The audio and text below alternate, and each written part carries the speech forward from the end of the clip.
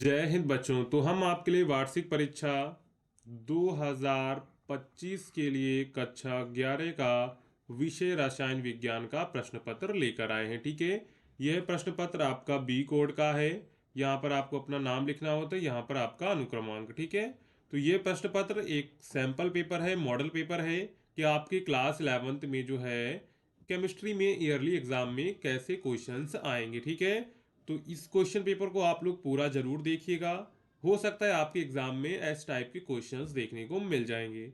और हम आपको यहाँ पर इंपॉर्टेंट भी बताते चलेंगे जो क्वेश्चंस आपके एग्जाम के लिए इंपॉर्टेंट होंगे। तो एक एक करके हम लोग सारे क्वेश्चंस को समझेंगे। उससे पहले अगर आप चैनल पर पहली बार आए हैं तो चैनल को सब्सक्राइब जरूर कर लीजिएगा। साथ में अगर आपने अभी तक वीडियो को लाइक नहीं किया है तो वीडियो को भी लाइक कर दीजिएगा। तो सबसे पहले प्रश्न में आता है, निम्नलिखित प्रश्नों के सही विकल्प चुनकर अपनी उत्तर पुस्तिका में लिखिए। यानी कि सबसे पहले हमको क्या होता है, सबसे पहले हमको ऑब्जेक्टिव क्वेश्चंस दिए जाते हैं, जिसमें हमारा सबसे पहला क्वेश्चन है, निम्नलिखित में से किसमें अणुओं की संख्या अधिकतम है? 44 ग्राम CO2 में, 48 ग्राम O3 यानी कि ओजोन में, 48 ग्राम H2 यानी कि हाइड्रोजन में, और 64 ग्राम सल्फर डाइऑक्साइड यानी कि SO2 में। अब देखो, अणुओं की संख्या अधिकतम उसमें होगी जिसमें क्या होंगे, जिसमें मोल अधिकतम होंगे। क्या होंगे?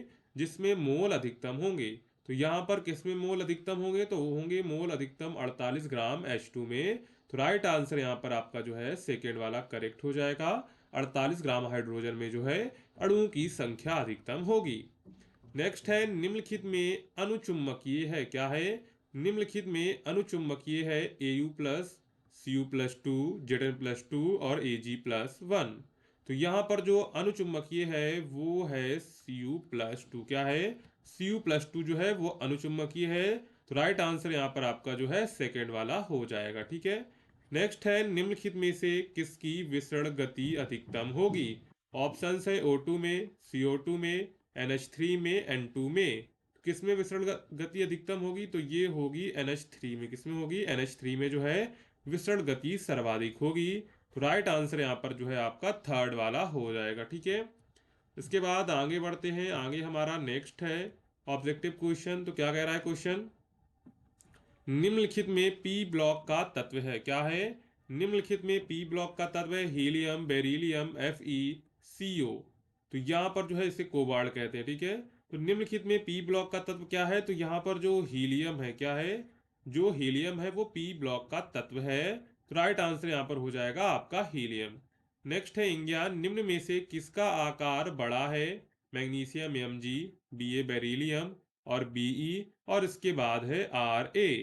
तो यहाँ पर राइट आंसर क्या हो जाएगा? इसमें किसका आकार बड़ा है? तो यहाँ पर जो Ra है उसका आकार बड़ा है, यानी कि फोर्थ ऑप्शन यहाँ पर आपका करेक्ट हो जाएगा। ठीक है, नेक्स्ट है उदासीन ऑक्साइड है। क्या है?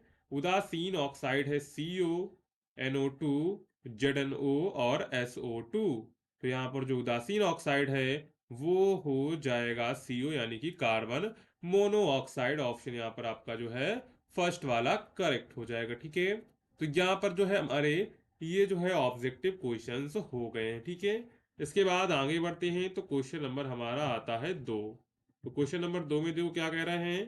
पहला प्रश्न यहाँ पर जो सबसे इंपॉर्टेंट भी है, विकर्ण संबंध क्या है समझाइए। तो विकर्ण संबंध को आप अच्छे से तैयार कर लीजिएगा, ये आपके एग्जाम में 100% आएगा। नेक्स्ट है सिग्मा बंध, पाई बंध, इनको भी आप पढ़ लीजिए, एक बार एक नजर डाल लीजिएगा। नेक्स्ट है ऊष्मा गति की द्वितीय नियम का उल्लेख कीजिए। तो ऊष्मा गति का जो द्वितीय नियम है और जो है प्रथम नियम है उसको भी अच्छे से तैयार कर लीजिएगा। नेक्स्ट है सक्रिय द्रव्यमान से आप क्या समझते हैं। तो ये भी क्वेश्चन इंपॉर्टेंट है।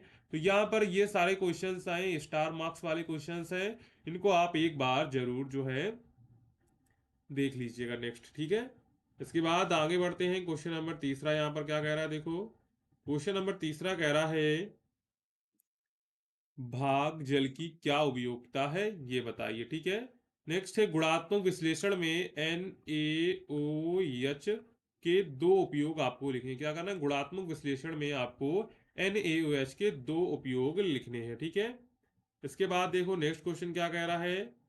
नेक्स्ट क्वेश्चन कह रहा है, क्या बोरिक अम्ल प्रोटीन अम्ल है समझाइए। क्या पूछ रहा है? क्या बोरिक अम्ल प्रोटीन अम्ल है समझाइए। तो ये ज्यादा इंपॉर्टेंट नहीं है, नेक्स्ट है अपचयन क्या है, उदाहरण के साथ स्पष्ट कीजिए। तो अपचयन को आप अच्छे से तैयार कर लीजिएगा, ठीक है।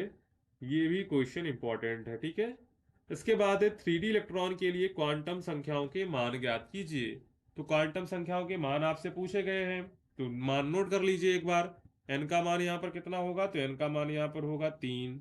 एल का मान कितना होगा, 2 होगा। इसके बाद हमारी आती है चुंबकीय क्वांटम संख्या। क्या आती है, चुंबकीय क्वांटम संख्या, जिसे हम लोग किससे डिनोट करते हैं, जिसे हम लोग एमएल से डिनोट करते हैं। तो ये चली जाएगी 2, 1, 0, -1 और -2 तक, ठीक है।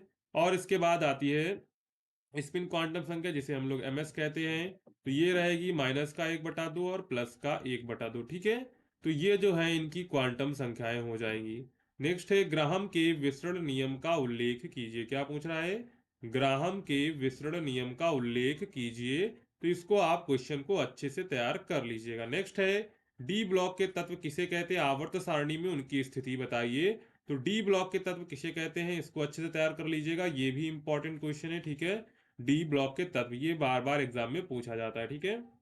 इसके बाद इसी में घा है रासायनिक अभिक्रिया 2NH3 gives out N2 + 3H2, यहाँ पर क्या 3H2 की साम्य स्थिरांक की इकाई ज्ञात करनी है। क्या करनी है, साम्य स्थिरांक की यहाँ पर आपको इकाई ज्ञात करनी है, ठीक है। इसके बाद आगे बढ़ते हैं, आगे देखो क्वेश्चन नंबर 5। तो क्वेश्चन नंबर 5 क्या कह रहा है, निम्नलिखित समीकरण को आयन इलेक्ट्रॉन विधि द्वारा संतुलित आपको करना है। किससे करना है, आयन इलेक्ट्रॉन विधि द्वारा संतुलित करना है। नेक्स्ट है ऊष्मागतिकी का प्रथम नियम क्या है, इसके गणितीय रूप का व्यंजक लिखिए। क्या करना है, ऊष्मागतिकी का जो प्रथम नियम है क्या है, और इसके गणितीय रूप का आपको यहाँ पर व्यंजक ज्ञात करना है। नेक्स्ट है ओस्टवाल्ड के तनुता नियम का उल्लेख कीजिए एवं उसका सूत्र निकालिए। तो ये जो ओस्टवाल्ड का तनुता का नियम है, ये इंपॉर्टेंट नियम है, इसको टिक कर लीजिए, इसको अच्छे से याद कर लीजिएगा। नेक्स्ट है इलेक्ट्रॉन स्नेही तथा नाभिक स्नेही क्या है, उदाहरण सहित स्पष्ट कीजिए। तो इलेक्ट्रॉन स्नेही और नाभिक स्नेही ये भी इंपॉर्टेंट है। इसके बाद है क्वेश्चन नंबर 6, संक्रमण तत्व किसे कहते हैं, इसकी मुख्य विशेषताओं का उल्लेख कीजिए। मुख्य विशेषताओं को लिखिए या फिर उल्लेख कीजिए। ये जो है आपको 5 नंबर में देखने को मिलेगा। तो संक्रमण तत्व वाला है, ये भी इंपॉर्टेंट है, तो इसको भी आप अच्छे से तैयार कर लीजिएगा। इसके बाद अथवा में आपको दूसरा दिया गया, अथवा में देखते हैं क्या दिया गया है। अथवा में आपको दिया गया है, क्वेश्चन है हमारा आधुनिक आवर्त नियम क्या है। आधुनिक आवर्त नियम क्या है, इसको भी अच्छे से तैयार कर लीजिएगा।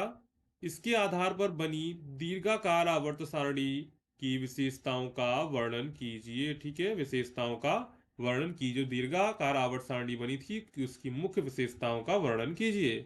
इसी में आपको खा दिया गया है, संकरण किसे कहते हैं, sp2 एवं sp3 संकरण को उपयुक्त उदाहरण के द्वारा समझाइए। तो संकरण भी आप तैयार कर लीजिएगा, SP1, SP, SP2, SP3, ठीक है।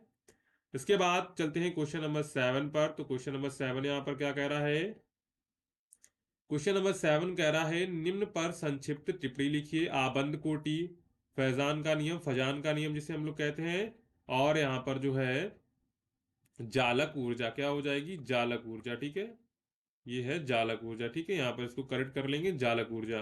तो यहाँ पर 3 पर आपको संक्षिप्त टिप्पणी लिखनी है, अथवा अगर आपको ऊपर वाला नहीं करना है तो आप नीचे वाला कर सकते हैं। इलेक्ट्रॉन विन्यास के आधार पर आवर्त सारणी में Ca कैल्शियम Sr तथा Ba की स्थिति की विवेचना कीजिए।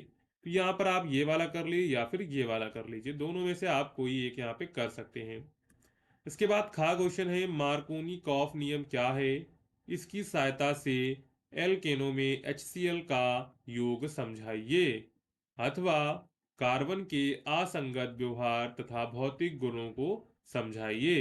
तो यहाँ पर है इन दोनों में से कोई एक आप कर सकते हैं, जो भी यहाँ पर आता हो। अब यहाँ पर जो है टिक कर लीजिए इंपॉर्टेंट क्या है। सबसे पहले तो ये मार्कोनी काप वाला नियम, ठीक है।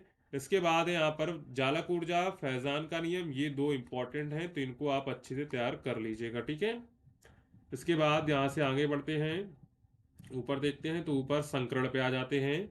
तो संकरण को आप टिक, हमने आपको बता ही दिया। संक्रमण तत्व वाला भी इंपॉर्टेंट है, इसको टिक कर लीजिए। इलेक्ट्रॉन स्नेही, ये भी इंपॉर्टेंट है। ओस्टवाल्ड का तन्यता नियम, ये भी इंपॉर्टेंट है। ऊष्मागतिकी के जो नियम है वो भी इंपॉर्टेंट है। तो इन क्वेश्चंस को जो आप अच्छे से तैयार कर लीजिएगा, तो आपका जो है एग्जाम, ईयरली एग्जाम बिल्कुल अच्छा जाएगा, ठीक है। इसके बाद है डी ब्लॉक का तत्व, हमने बता ही दिया था। ग्राम के विसरण नियम, इसको अच्छे से तैयार कर लीजिएगा। अपचयन क्या है, इसको अच्छे से तैयार कर लीजिएगा, ठीक है। इसके बाद आगे बढ़ते हैं, आगे और जो क्वेश्चन हैं एक दो। इसके बाद है विकर्ण संबंध, इसको तैयार कर लीजिएगा। सिग्मा बंध भी, ऊष्मागतिकी का द्वितीय नियम और सक्रिय द्रव्यमान से आप क्या समझते हैं, ये ज़्यादा इंपॉर्टेंट नहीं है और ये भी इंपॉर्टेंट नहीं है। तो ये सारे क्वेश्चंस जो भी हमने आज की इस क्लास में आपके सामने रखे हुए हैं, तो ये सारे क्वेश्चंस आपके एग्जाम के लिए इंपॉर्टेंट हैं। तो आप लोग जो है एक एक क्वेश्चन को अच्छे से तैयार कर लीजिएगा। और अगर आपने अभी तक भी चैनल को सब्सक्राइब नहीं किया है तो चैनल को सब्सक्राइब कर दीजिए, साथ में वीडियो को लाइक कर दीजिए, जिससे इंपॉर्टेंट अपडेट जो है आपको टाइम टू टाइम मिलती रहे। मिलते हैं नेक्स्ट वीडियो में, तब तक के लिए जय हिंद बच्चों।